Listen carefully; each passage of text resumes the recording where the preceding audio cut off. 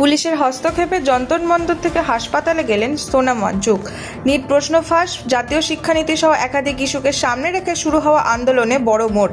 আন্দোলনের অন্যতম মুখ্য সমাজকর্মী ও ইঞ্জিনিয়ার সোনাম ওয়াংচুককে 21 দিনের অনশনের মাথায় দিল্লির যন্তর মন্তর থেকে সরিয়ে হাসপাতালে নিয়ে গেল দিল্লি পুলিশ।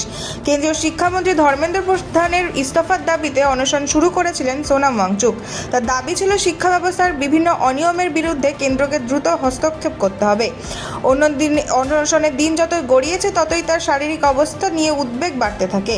20 দিন অতিক্রম করার পরে বিষয়টি রাজনৈতিক মহলেও ব্যাপক আলোচনার কেন্দ্রবিন্দু হয়ে ওঠে।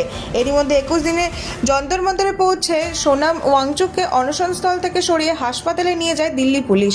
পাশাপাশি আন্দোলনস্থল থেকে অন্য আন্দোলনকারীদেরও সরিয়ে দেওয়া হয়েছে।